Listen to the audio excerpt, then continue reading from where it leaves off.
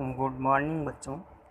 आज मैं आप लोगों को बीजगणित के कुछ गुणा के प्रश्नों को हल करना बताऊंगा कि बीजगणित के गुणा कैसे हल किए जाते हैं, कैसे लगाए जाते हैं।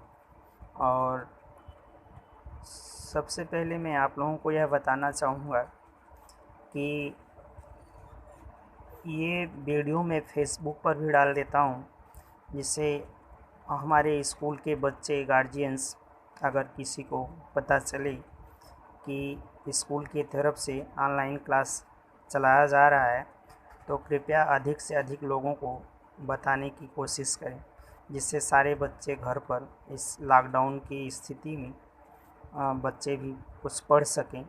और यही हमारा उद्देश्य था कि यूट्यूब के माध्यम से बच्चों को कुछ बताया जाए, जैसे बच्चे घर पे बैठे बैठे ऊबन महसूस कर रहे हैं। और इस प्रकार थोड़ा थोड़ा वीडियो डाला जा रहा है। अभी केवल गणित का विषय बनाया जा रहा है, इसके बाद अंग्रेजी चलेगा, विज्ञान चलेगा, अन्य अन्य विषय भी और सर लोगों के द्वारा यूट्यूब पे डाला जाएगा। और इस प्रकार सबसे पहले आप लोग हमारा वीडियो लाइक, शेयर तथा सब्सक्राइब करिए और अधिक से अधिक शेयर करिए, जिससे सभी बच्चों तक ये वीडियो पहुंच सके और वे भी जान जाएं कि ऑनलाइन क्लास स्कूल की तरफ से चलाया जा रहा है। तो मैं आज आप लोगों को बीजगणित के कुछ प्रश्नों को हल करना बताऊंगा। तो सबसे पहले बीजगणित के गुणा को हल करने से पहले आप लोगों को यह जानना ज़रूरी है कि सबसे पहले चिन्हों का गुणा कैसे होता है। चिन्हों का गुणा, तो सबसे पहले ये है कि अगर कोई संख्या धनात्मक है और दूसरी भी संख्या धनात्मक है, तो धन में गुणा कर देंगे धन का, तो इक्वल टू धन आ जाता है। और या दूसरा नंबर, यदि ऋण में गुणा कर देते हैं ऋण का, तो भी धन आ जाता है। और तीसरा नंबर, यदि हम गुणा करते हैं ऋण का गुणा धन में करते हैं तो भी ऋण आता है, या धन का गुणा ऋण में करते हैं तो भी ऋण आता है। तो गुणा हल करते समय ये बातें आप लोगों को हमेशा ध्यान रहे कि किसी भी धनात्मक संख्या में धनात्मक संख्या से ये गुणा का चिन्ह है। गुणा करते हैं तो धन आता है, और ऋण में गुणा करते हैं ऋण से तो भी धन आता है, और ऋण में गुणा करते हैं धन से तो ऋण आता है, या धन से गुणा करते हैं ऋण में तो ऋण आता है। तो आज मैं आप लोगों को, और गुणा भी जैसे पंक्ति विधि से, स्तंभ विधि से लगता है, तो सबसे पहले मैं पहला वाला गुणा आप लोगों को पंक्ति विधि से, बताता हूँ, जो इस प्रकार है। जैसे ऋण 9x धन 7y ऋण 6 हो गया, और इसी के नीचे रखते हैं x ऋण 8y धन 3।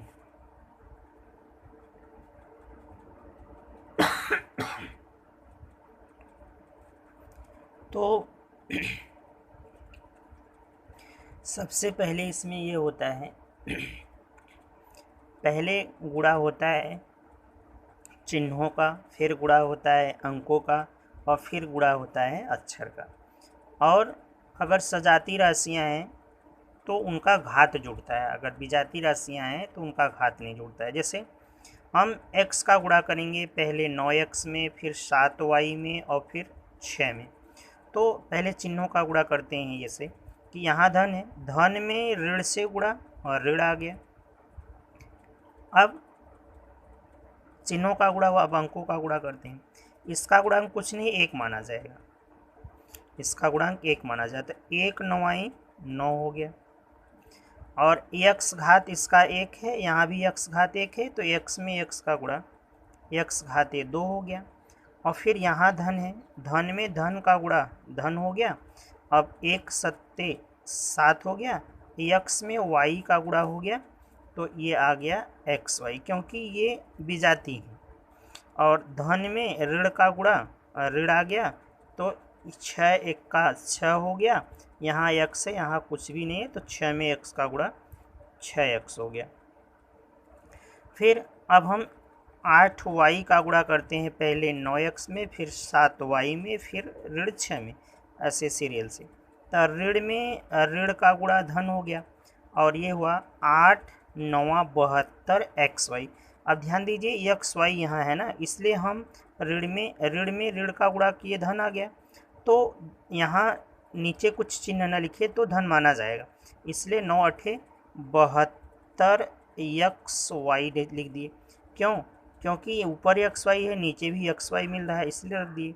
फिर हुआ धन में ऋण का गुणा ऋण हो गया, 8 7 56, y में y का गुणा y स्क्वायर हो गया।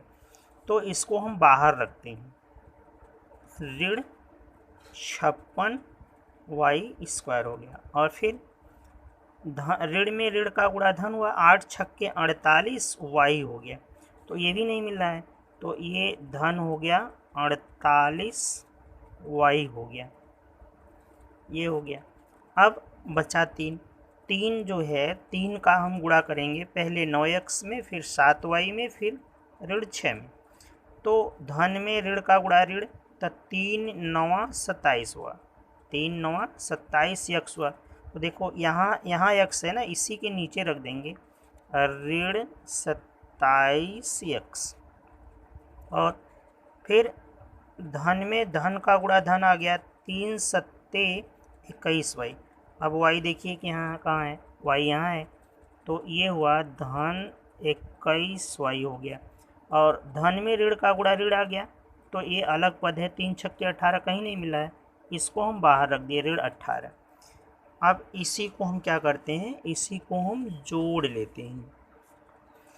अब यहाँ है ऋण 9x स्क्वायर, ये धन है, ये भी धन है, जुड़ जाएगा, तब 72 और 7 जोड़ देंगे, तो 72 7 हो गया 79 xy हो गया। यहाँ ऋण है, यहाँ ऋण है, ये भी जुड़ जाएगा, तो ऋण 27 x ऋण 6 x, तो ऋण हुआ 27 6 ऋण 33 x हो गया। आगे हो गया ऋण 56 y स्क्वायर, और ये भी धन है, ये भी धन है, जोड़ेंगे तो धन में आएगा, तो ये हुआ 8 और 1 9 हो गया, 4 2 6 69 हुआ, y हो गया, और ऋण हो गया 18। तो ये तो आपका था, मतलब ये स्तंभ विधि से ये गुणा हो गया। अब मैं आप लोगों को आगे बता रहा हूँ पंक्ति विधि से गुणा कैसे हल किया जाता है। जैसे ये हो गया x घाते 4 ऋण 7y धन 8z में हम गुणा करते हैं ऋण x स्क्वायर धन 9y स्क्वायर और ऋण z का। तो सबसे पहले हम ध्यान दीजिए, x घाते 4 का गुणा इन तीनों में करते हैं, फिर ऋण 7y का गुणा इन तीनों में करते हैं, फिर 8z का गुणा इन तीनों में करते हैं सीरियल से। तो धन में ऋण का गुणा ऋण आ गया, x घाते 4 का x घाते 2 में गुणा, इनका घात जुट गया, x घाते 6 हो गया। फिर धन में धन का गुणा धन आ गया, x घाते 4 का धन 9y स्क्वायर में गुणा, तो हो गया धन 9x घाते 4y। क्योंकि ये नहीं मिल रहा है इसलिए इसको पास में रख दिए। फिर x घाते 4 का ऋण z में गुणा, तो वह ऋण z x घाते 4 z हो गया। फिर ऋण 7y का गुणा ऐसे सीरियल से करेंगे, तो ऋण में ऋण का गुणा धन हो गया, 7y का ऋण x स्क्वायर में गुणा, तो ये हुआ धन 7x y हो गया। और फिर ऋण का धन में गुणा ऋण हो गया, 9 7 63 हो गया, और y स्क्वायर का y में गुणा y क्यूब हो गया। और फिर ऋण का ऋण में गुणा हो गया तो धन हो गया, 7 1 का 7 हो गया, और y z हो गया।